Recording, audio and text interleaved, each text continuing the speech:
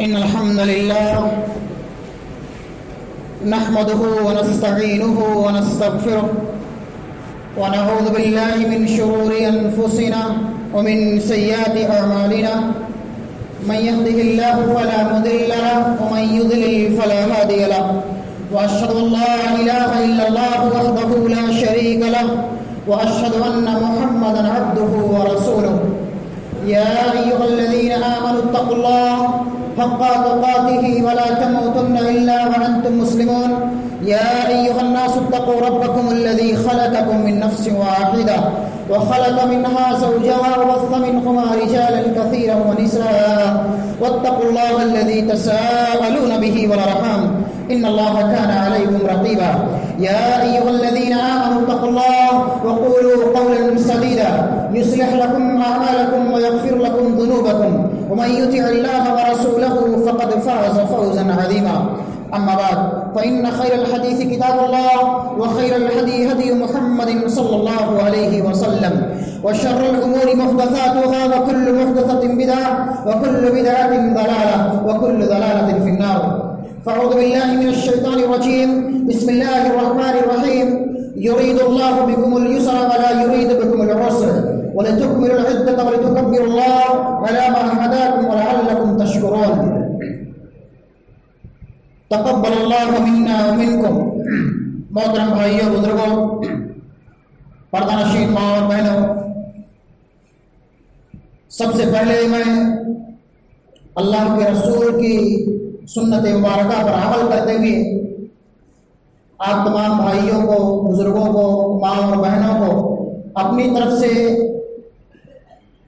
اور اسی طرح سے مسجد کے ذمہ داران کی طرف سے آپ تمام لوگوں کو دل کی اتھاہ گہرائیوں سے عید الفطر کی مبارکبادی پیش کرتا ہوں۔ تقبل اللہ منا ومنکم، اللہ ہم سب کے اعمال حسنہ کو، نیکیوں کو، صدقات و خیرات کو، روزوں کو، قیام اللیل، تراویح کو، اسی طرح سے تمام اعمال حسنہ کو رب العالمین کو قبول فرما۔ محترم بھائیوں بزرگوں، ماں اور بہنوں، آج کا یہ دن جس دن ہم یہاں اکٹھا ہوئے ہیں، یہ بہت ہی خوشی کا دن ہے، بہت ہی مبارک دن ہے۔ یہ عید کا دن، یہ خوشی کا دن جو مسلمانوں کا ایک شعار ہے، ایک تہوار ہے۔ یہ خوشی کا دن ایسا ہے کہ ہم نے رمضان کے پورے مہینے کے روزہ رکھنے کے بعد رب العالمین کی بارگاہ میں حاضر ہو کر کے اللہ رب العالمین کے شکرانے 2 رکعت نماز کی ادائیگی کر کے اللہ سبحانہ و تعالیٰ کی شکر گزاری کرتے ہوئے اللہ رب العالمین سے اس بات کے ہم خواستگار ہیں، دعا کرتے ہیں کہ اے اللہ تو ہماری تمام نیکیوں کو، روزوں کو، صدقات و خیرات کو، قیام اللیل، تراویح کو، زکوٰۃ کو، دعاؤں کو، توبہ اور استغفار کو قبول فرما، اور اسی طرح سے ہمیں مزید رمضان کے بعد اعمال حسنہ کرنے کی توفیق عطا فرما۔ میرے بھائیوں بزرگوں، میری ماں اور بہنوں، چونکہ یہ عید الفطر کی تیسری جماعت ہے اور اس میں خواتین کی تعداد زیادہ ہے، لہذا میں نے جو مناسب سمجھا کہ اس تیسری جماعت میں خاص طور پر ماں اور بہنوں کے لیے کچھ نصیحتی کلمات، پند و نصائح کی چیزیں ان کے گوش گزار کی جائیں، اس لیے کہ ہم تو اکثر خطبوں میں یا پروگراموں میں دین کی باتیں سنتے رہتے ہیں، ماں اور بہنوں کو بہت کم موقع ملتا ہے کہ وہ دین کی باتیں کچھ سنیں، سیکھیں اور اپنی اصلاح کریں، اپنے گھر والوں کی اصلاح کریں، اپنے بچوں کی تربیت کریں۔ اس لیے میں نے مناسب سمجھا ہے کہ آج کے اس خطبے میں ماں اور بہنوں کو کچھ نصیحتی کلمات ان کے سامنے رکھوں۔ سب سے پہلے میں اللہ رب العالمین کی تعریف اور توصیف کے بعد میں ماں اور بہنوں سے گزارش کروں گا کہ وہ نہایت ہی سکون کے ساتھ، اطمینان کے ساتھ بیٹھے، 10-15-20 منٹ کے بعد انشاءاللہ العزیز آپ سکون کے ساتھ اپنے گھروں کو جائیں گے۔ میرے ماں اور بہنوں، اسلام ایک صاف، شفاف اور آسان دین ہے۔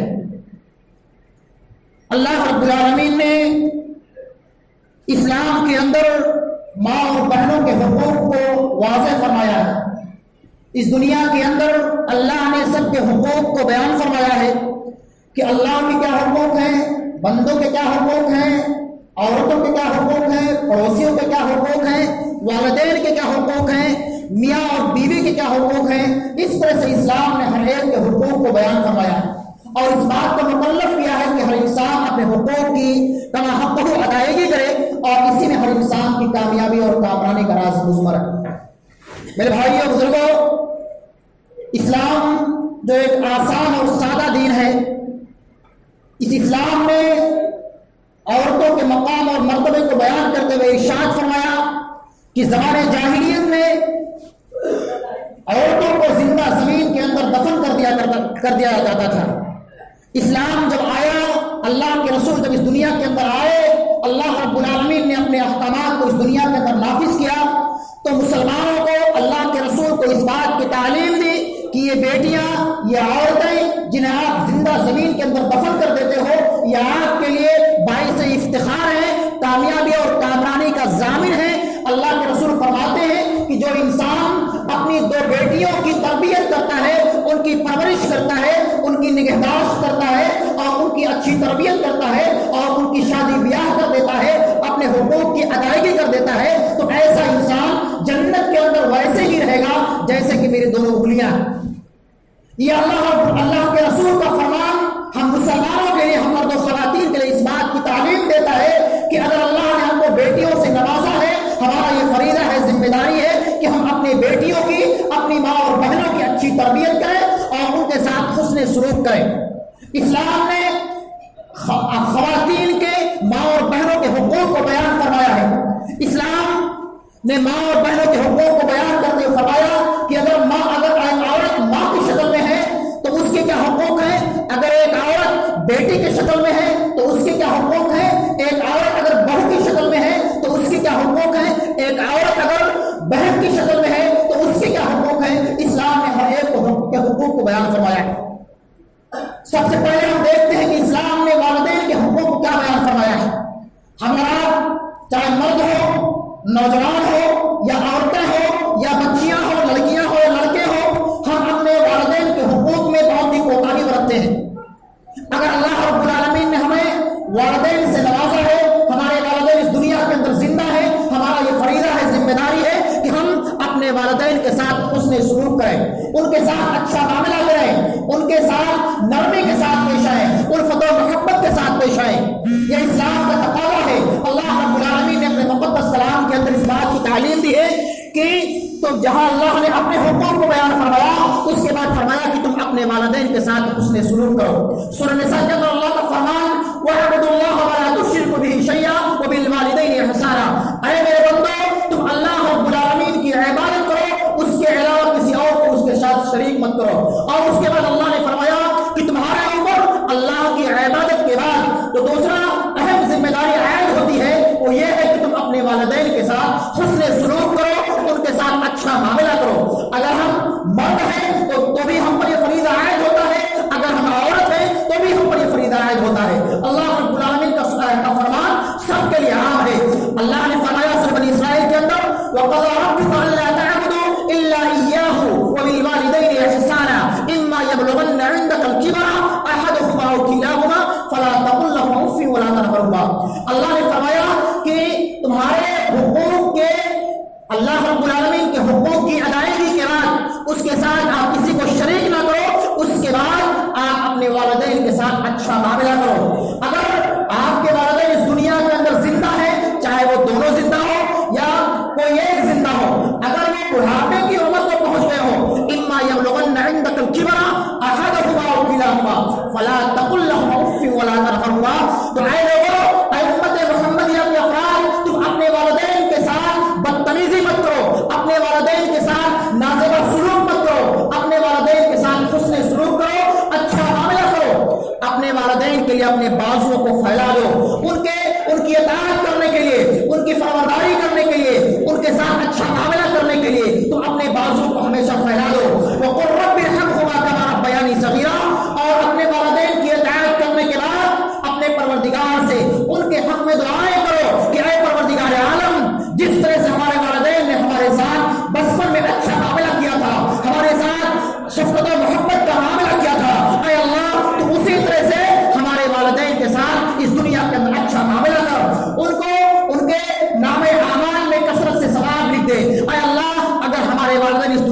जा चुके हैं तो उनके कब्र को तो नूर से भर दे और उन्हें करवट करवट जन्नतुल फिरदौस के अंदर जगह नसीब फरमा। मेरे भाइयों बुजुर्गों, ये हम सब का फरीदा है, हमारी ये जिम्मेदारी है, चाहे हम मर्द हो या खवातीन हो, हमें अपने वालिदैन के हक में हमेशा रब्बुल आलमीन से दुआ करनी चाहिए। इस्लाम का तकाज़ा है, इस्लाम का फरमान है, नबी की ये सुन्नत है। अल्लाह के हबीब ने फरमाया कि माँ के मकाम को बयान करते हुए फरमाया कि अल जन्नतु तहता अक़दामिल उम्महात, माँ के कदमों के नीचे जन्नत होती है। अगर हम एक माँ को पा करके, अपनी माँ की जिंदगी को पा करके, अगर उनकी खिदमत करके अगर हम जन्नत को हासिल ना कर सके तो उससे बड़ा बदनसीब इंसान कोई और नहीं है। अल्लाह के रसूल फरमाते हैं कि ऐसे लोगों पर लानत और मलामत होती है रब्बुल आलमीन की, फरिश्तों की और नबी कायनात मोहम्मद रसूलुल्लाह सल्लल्लाहु अलैहि वसल्लम की, जिनके जिंदगी में उनके वालिदैन उनको मिलते हैं और वो अपने वालिदैन की खिदमत करके, उनके साथ उसने सलूक करके जन्नत को खरीद ना सके, ऐसे लोगों पर अल्लाह की लानत और मलामत होती है। यही वजह है कि अल्लाह के रसूल ने फरमाया कि अल जन्नतु तहता अक़दामिल उम्महात, माओ के कदमों के नीचे जन्नत होता है। तुम अपने माओ को पा करके, उनकी खिदमत करके, उनके साथ उसने सलूक करके जन्नत को खरीद लो। इससे बड़ा मकाम और मर्तबा क्या हो सकता है माँ के लिए, एक औरत के लिए इससे बड़ा मकाम क्या हो सकता है। जरूरत इस बात की है कि औरतें भी अपने मकाम और मर्तबे को समझें। इस्लाम ने औरतों के हुकूक की अदायगी के साथ साथ औरतों को इस बात का मुकल्लफ किया है कि वो भी अपनी जिम्मेदारियों को, अपने हुकूक को समझें, अपने अहलियात के साथ, अपने बाल बच्चों के साथ अच्छा मामला करें, अपनी बच्चियों की, अपने बच्चों की अच्छी तरबियत करें। इसलिए कि कल क़यामत के दिन रब्बुल आलमीन हम और आपसे हमारे बच्चों के मुताल्लिक पूछताछ करेगा। अल्लाह के रसूल का फरमान है कि कुल्लुकुम राइन व कुल्लुकुम मस्ऊलुन अन रइयतिही, फल इमामु राइन व हुवा मस्ऊलुन अन रइयतिही वल रजुलु राइन व हुवा मस्ऊलुन फी बैतिही वल मरअतु राइयतुन फी बैति ज़ौजिहा व हिया मस्ऊलतुन अन रइयतिहा। एक औरत भी अपने घर की जिम्मेदार होती है। कल क़यामत के दिन उसके मातहतीन के मुताल्लिक उससे पूछताछ की जाएगी। अगर मेरी माएँ और बहनों ने अपनी जिम्मेदारी में कोताही बरती, अपने घर वालों के साथ अच्छा सलूक नहीं किया, उनकी अच्छी तरबियत नहीं की, अपनी बेटियों की, अपनी बहन बेटियों की अच्छी तरबियत नहीं की, तो कल क़यामत के दिन रब्बुल आलमीन उससे पूछताछ करेगा। इसलिए ये इस्लाम का तकाज़ा है, नबी का फरमान है कि तुम अगर अल्लाह ने आपको औलाद से नवाजा है तो अब आप अपने औलाद की अच्छी तरबियत करो। अल्लाह रब्बुल आलमीन फरमाता है कि या अय्युहल्लज़ीना आमनू क़ू अनफुसकुम व अहलीकुम नारा, ऐ वो लोगों जो ईमान लाए हो, तुम अपने आप को और अपने बाल बच्चों को जहन्नम की आग से बचाओ। वक़ूदुहा अन्नास वल हिजारा अलैहा मलाइकतुन ग़िलाज़ुन शिदाद ला यअसूनल्लाह मा अमरहुम व यफ़अलून मा युमरून। उस जहन्नम से बचाओ जिसके ईंधन इंसान और पत्थर होंगे, जिस पर ऐसे सख्तगीर फरिश्ते मुक़र्रर हैं जो कभी भी रब्बुल आलमीन के अहकाम की नाफरमानी नहीं करते। अल्लाह जिन बातों के करने का उन्हें हुक्म देता है उसको बजा लाते हैं। ये इस्लाम का फरमान है, कुरान की तालीम है। अगर अल्लाह ने आपको औलाद से नवाजा है, ये जिम्मेदारी है आपका, ये फरीज़ा आपका है कि आप अपने औलाद की अच्छी तरबियत कीजिए, उनके साथ उसने सलूक कीजिए, उनके साथ अदल और इंसाफ कीजिए। अगर अल्लाह ने आपको एक से ज़ायद बच्चों से नवाजा है, आपका ये फरीज़ा है कि आप अपने बच्चों के साथ, सब बच्चों के साथ एक सा रवैया अख्तियार कीजिए, सबके साथ उसने सलूक कीजिए, सबके साथ अदल और इंसाफ से काम लीजिए। ऐसा ना हो कि आप बड़े बच्चे से ज्यादा मोहब्बत करें, छोटे से कम करें, या छोटे से ज्यादा करें, बड़े से कम करें। ऐसा बिल्कुल नहीं होना चाहिए। इस्लाम हमें इंसानियत का दर्स देता है, मोहब्बत का दर्स देता है, उल्फत का दर्स देता है, इसलिए अदल और इंसाफ का दर्स देता है। इसलिए हमको सबको एक आंख से देखनी है, ये इस्लाम का तकाज़ा है। अगर आप ऐ माँ और बहनों, ऐ अल्लाह के बंदियों, अगर आप एक बहू की शक्ल में हो, अगर आप एक बेटी की शक्ल में हो, तो इस्लाम ने आपके भी क़वानीन को, आपके भी हुकूक को बयान फरमाया है। इसी तरह से इस्लाम ने औरतों के मकाम और मर्तबे को बयान करते फरमाया कि ऐ औरतों की जमात, ऐ औरतों, तुम पर्दे का माकूल इंतजाम करो। बेपर्दगी होकर के तुम बाजारों में, चौराहों पर, रोडों पर, सड़कों पर मत घूमो। इस्लाम का तकाज़ा इस बात का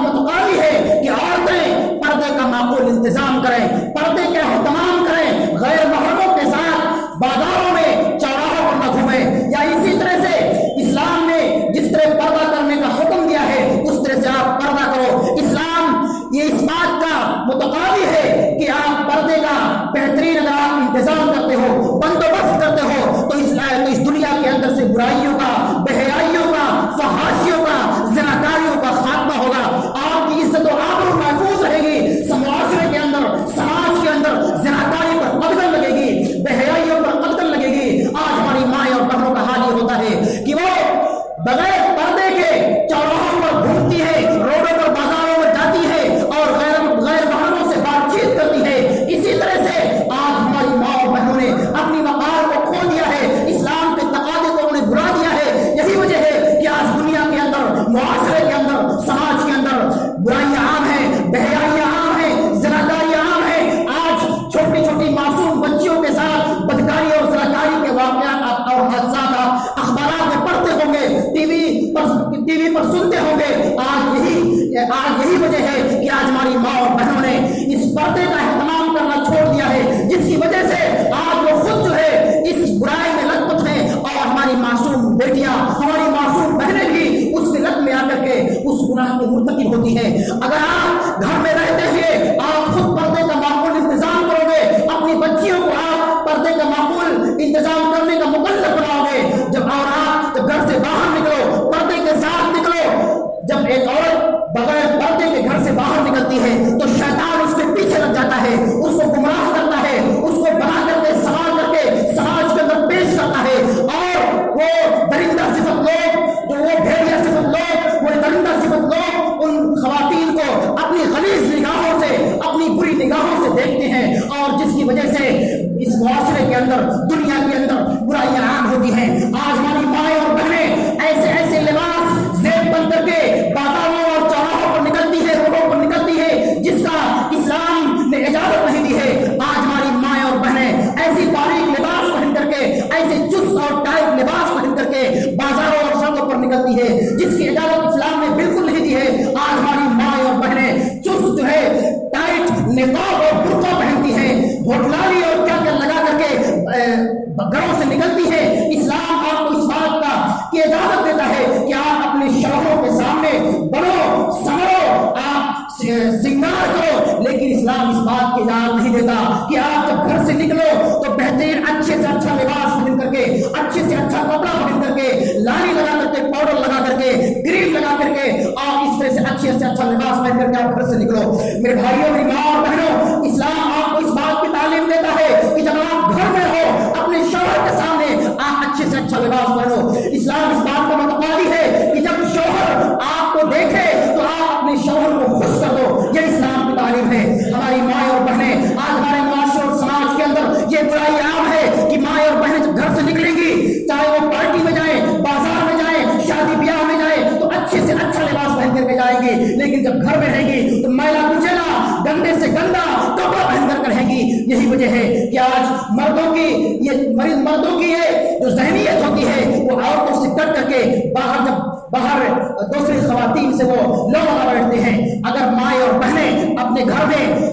اسلام کی تعلیم کے مطابق اچھی زندگی گزاریں، اپنے شوہروں کے ساتھ حسن سلوک کے ساتھ رہیں، تو اسلام کو اس دنیا کے اندر برائیوں کا خاتمہ ہوگا، بے حیائیوں کا خاتمہ ہوگا۔ اسی طرح سے اسلام نے میاں اور بیوی کے بھی حقوق کو بیان فرمایا ہے کہ اگر آپ ایک بیوی ہو تو اسلام نے آپ پر کیا حقوق عائد کیے ہیں، اور اسی طرح سے اگر آپ ایک شوہر ہو تو اسلام نے آپ پر کیا حقوق عائد کیے ہیں۔ میری ماں اور بہنوں، اگر آپ ایک بیوی ہو تو اسلام نے آپ کے شوہر کے متعلق آپ کو اس بات کی تعلیم دی ہے کہ آپ ہمیشہ اپنے شوہروں کی خدمت کرو، اپنے شوہروں کی اطاعت کرو، ان کی باتوں کو مانو، ان کی فرمانبرداری کرو، اور جب شوہر آپ کی طرف دیکھے تو آپ اس کو اپنی نگاہوں سے خوش کر دو، ہمیشہ اس سے مسکراہٹ کے ساتھ ملو، محبت کے ساتھ ملو۔ یہ اسلام کا تقاضا ہے۔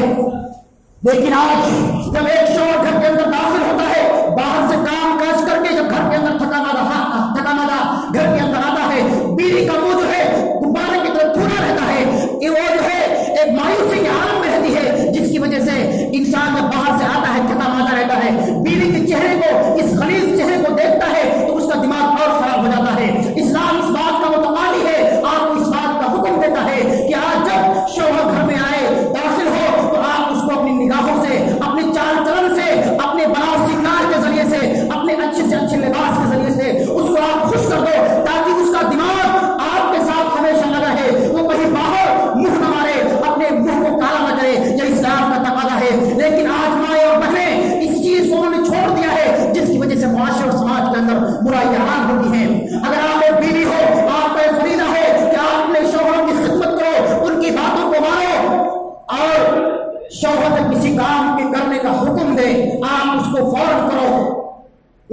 اسلام کا فیصلہ ہے، اور ہمیشہ اپنے شوہروں کی اطاعت کرنے کے ساتھ ساتھ ان کی شکر گزاری کرو، ان کے احسان کو بھلاؤ مت۔ آج ہمارے سماج کے اندر معاملہ یہ ہے، اللہ کے رسول فرماتے ہیں، اللہ کے رسول نے ایک مرتبہ خطبہ دینے کے بعد عورتوں سے فرمایا، خطاب کرتے ہوئے فرمایا کہ اے عورتوں کی جماعت، تم اللہ کے راستے میں کثرت سے صدقہ و خیرات کیا کرو۔ صحابیات نے پوچھا اللہ کے رسول کیوں؟ اللہ کے حبیب نے فرمایا اے عورتوں کی جماعت، میں نے تمہیں جہنم کے اندر زیادہ دیکھا ہے، تمہاری تعداد جہنم کے اندر زیادہ ہوگی۔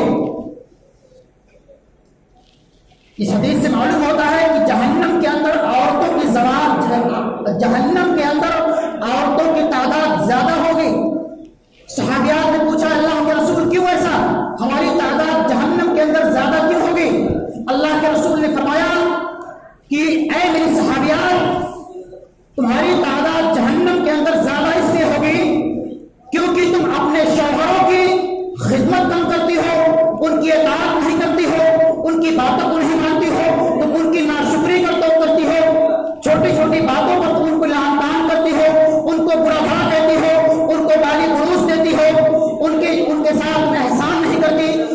ان پر تم لعن طعن کرتی ہو، انہیں برا بھلا کہتی ہو، چھوٹی چھوٹی باتوں پر تم ان کی تعریف تشریح کرتی ہو، برائیاں بیان کرتی ہو، غیبت کرتی ہو، چغلخوری کرتی ہو، ادھر کی بات ادھر کرتی ہو، اور جب چار عورتیں ایک ساتھ بیٹھتی ہیں تو ان کی برائی، ان کی برائی، ان کے گھر کی برائی، ان کی چغلخوری، یہ عورتوں کا طریقہ اور سیوا ہے۔ اور خاص طور سے عورتیں اپنے شوہروں کی ناشکری بہت کرتی ہیں۔ ایک شوہر جو ہوتا ہے وہ ہمیشہ کما کر کے لاتا ہے، محنت و مشقت کر کے لاتا ہے، اپنے بچوں کو کھلاتا ہے پلاتا ہے، عورتوں کے ساتھ حسن سلوک کرتا ہے، لیکن ایک معمولی غلطی اگر شوہر کی طرف سے ہو جاتی ہے، عورتیں فوراً تانا مار دیتی ہیں کہ آپ نے کبھی ہمارے ساتھ کبھی اچھا معاملہ کیا ہی نہیں، آپ نے کبھی ہمارے ساتھ حسن سلوک کیا ہی نہیں۔ یہ عورتوں کا طریقہ اور شیوا ہوتا ہے۔ یہی وجہ ہے کہ اللہ کے رسول نے فرمایا کہ اے عورتوں کی جماعت، تم اللہ کے راستے میں کثرت سے صدقہ و خیرات کیا کرو، اس لیے کہ ہم نے تمہیں جہنم کے اندر زیادہ دیکھا ہے۔ ماں اور بہنوں سے گزارش ہے کہ وہ اپنے شوہروں کی اطاعت کریں، ان کی باتوں کو مانیں، ان کے ساتھ حسن سلوک کریں، اور ان کے ساتھ ان کی شکر گزاری کریں، اپنے شوہروں کی عزت کریں، ان کے ساتھ ادب و احترام کے ساتھ پیش آئیں۔ یہ اسلام کا تقاضا ہے۔ اسی طرح سے اسلام نے شوہروں پر بھی بیویوں کے کچھ حقوق متعین کیے ہیں۔ اگر آپ ایک شوہر ہو، اگر آپ ایک مرد ہو، تو آپ کی بیویوں پر آپ کے کیا حقوق عائد ہوتے ہیں؟ اسلام ہم مردوں سے اس بات کا متقاضی ہے بحیثیت شوہر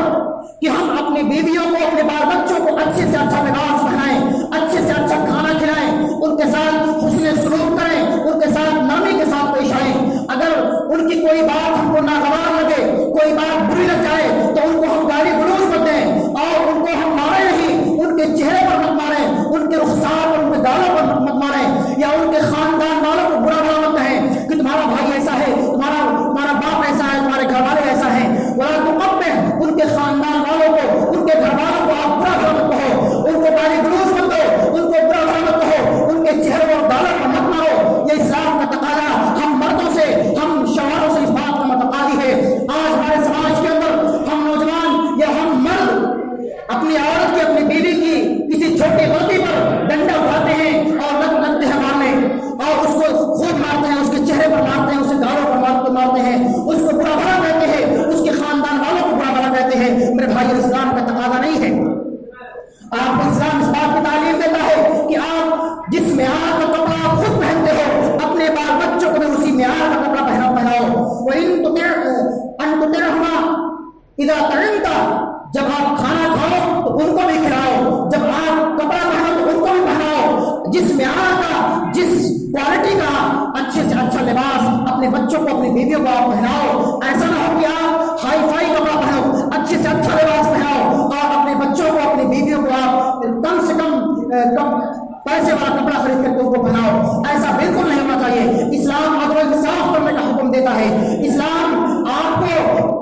بیویوں پر حسن سلوک کرنے کا حکم دیتا ہے، آپ کو اس بات کی تعلیم دیتا ہے کہ آپ ان کے ساتھ اچھا معاملہ کرو، حسن سلوک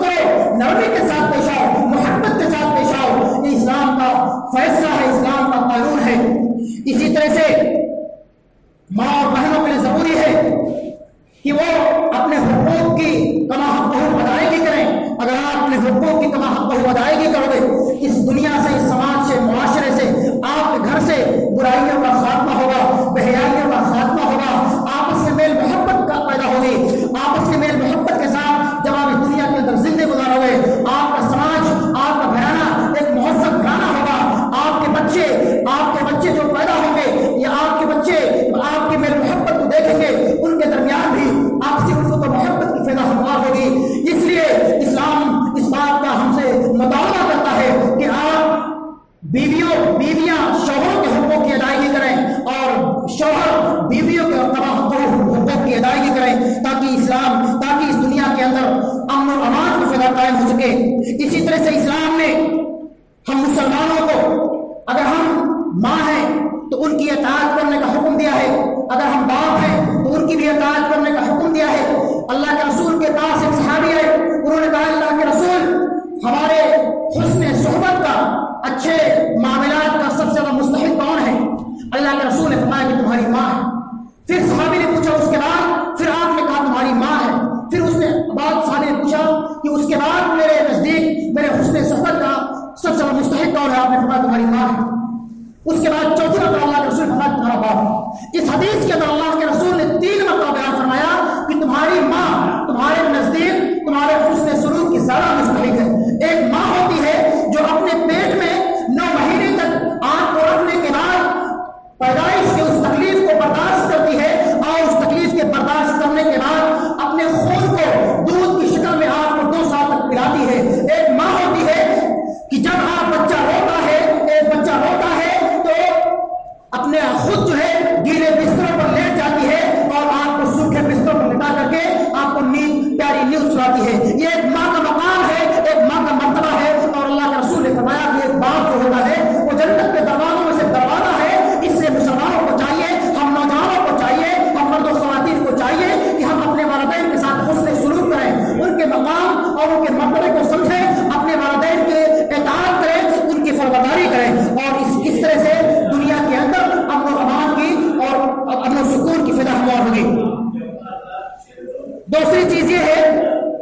کہ ہم نے رب العالمین کی رضاجوئی کی خاطر رمضان کے پورے مہینے کا روزہ رکھا۔ یہ اللہ رب العالمین کا بہت بڑا ہم پر احسان اور کرم ہے کہ اس نے ہم کو توفیق دی، ہم نے رمضان کے پورے مہینے کا روزہ رکھا۔ اللہ رب العالمین سے دعا ہے کہ مولا کریم تو ہماری نمازوں کو، صدقات و خیرات کو، زکات کو، صوم و صلات کو قبول فرما۔ اے اللہ تو ہمیں مزید اسی طرح سے اعمال حسنہ کرنے کی توفیق عطا فرما۔ رمضان کے بعد ایک اور چیز جو سنت سے ثابت ہے وہ یہ ہے کہ انسان شوال کے روزے رکھے۔ شوال کے روزوں کے متعلق اللہ کے رسول کا فرمان ہے کہ من صام رمضان ثم اتبعه ستا من شوال کانا کصیام الدہر،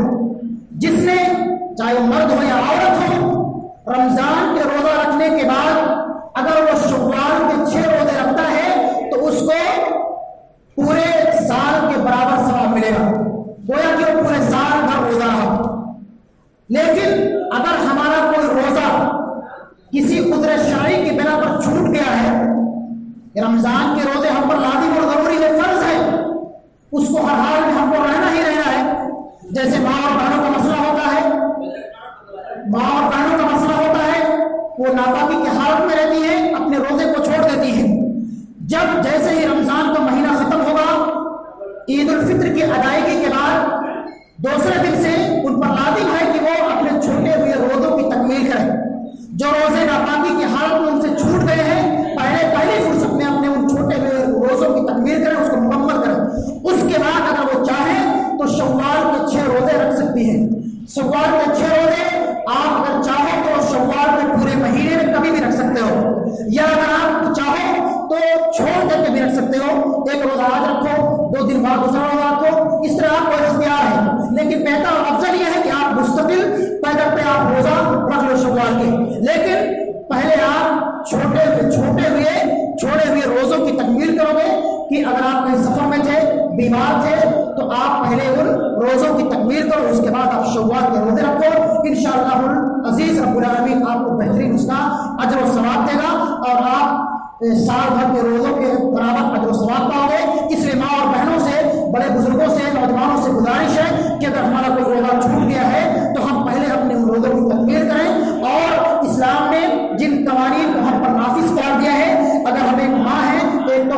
اسلام نے ہم پر کیا حکم عائد کیے ہیں، اگر ہم ایک عورت ہیں تو اسلام نے ہم پر کیا حکم عائد کیے ہیں، اگر ایک بیوی ہے یا ایک شوہر ہے تو اسلام نے ہم پر کیا حکم عائد کیے ہیں، ان تمام حقوق کی پاسداری کریں اور رب العالمین سے دعا کریں کہ مولا کریم تمہاری تمام صدقات و خیرات کو، نیکیوں کو، روزوں کو، نمازوں کو تو قبول فرما۔ اے اللہ، جس طرح سے ہم نے رمضان کے اس مقدس مہینے میں تیرے مقدس کلام کی تلاوت کی ہے تو ہمیشہ ہمیں اسی طرح سے اپنے مقدس کلام کی تلاوت کرنے کی توفیق عطا فرما۔ اے اللہ، تو ہمیں خلوص و الہیت کے ساتھ رمضان کے علاوہ نوافل روزے کے رکھنے کی توفیق عطا فرما۔ اے اللہ، ہم نے جس طرح سے رمضان کے بابرکت مہینے میں 5 وقتہ نمازوں کا اہتمام کیا ہے، نوافل کا اہتمام کیا ہے، اے اللہ رمضان کے بعد بھی تو ہمیں 5 وقتہ نمازوں کا اہتمام کرنے والا بنا۔ اے اللہ، کثرت سے نوافل کا اہتمام کرنے کی توفیق عطا فرما۔ اے اللہ، تو ہمیں کثرت سے صدقات و خیرات کی ادائیگی کرنے کی توفیق عطا فرما۔ اے اللہ، تو ہمارے گناہوں کو، ہماری خطاؤں کو معاف کر دے۔ اے اللہ، آج ہم تیرے گنہگار بندے، تیرے خطا کار بندے تیری بارگاہ میں حاضر ہو کر کے اپنے گناہوں کی بخشش طلب کر رہے ہیں، اپنے گناہوں کی معافی طلب کر رہے ہیں۔ اے اللہ، تو غفور رحیم ہے۔ اے اللہ، تو بندے کے خطاؤں کو معاف کرنے والا ہے۔ اے اللہ، تیرا فرمان ہے کہ تم مجھ سے دعائیں کرو، میں تمہاری فریاد کو سنوں گا، تمہاری مرادوں کو پوری کروں گا۔ اے اللہ، آج ہم گنہگار بندے تیری بارگاہ میں حاضر ہو کر کے اپنے گناہوں پر نادم و شرمندہ ہو کر کے تجھ سے ہم معافی طلب کر رہے ہیں۔ اے اللہ، تمہاری خطاؤں کو معاف کر دے۔ اے اللہ، تمہارے گناہوں کو معاف کر دے۔ اے اللہ، تمہارے روزوں کو، نمازوں کو قبول فرما۔ اے اللہ، ہم تیری بارگاہ میں حاضر ہو کر کے تیرے مقدس کلام کو تلاوت کر کے تیرا ذکر و اذکار کر کے اپنے گناہوں کی بخشش طلب کر رہے ہیں اور اپنے دعاؤں کی اور اپنے اعمال حسنہ کی قبولیت کے لیے ہم تجھ سے خاص گزار ہیں۔ اے اللہ، تمہاری دعاؤں کو قبول فرما اور ہمیں مزید اعمال حسنہ کرنے کی توفیق عطا فرما۔ آمین۔ تقبل یا رب العالمین۔ وآخر دعوانا ان الحمد للہ رب العالمین۔ والسلام علیکم ورحمۃ اللہ وبرکاتہ۔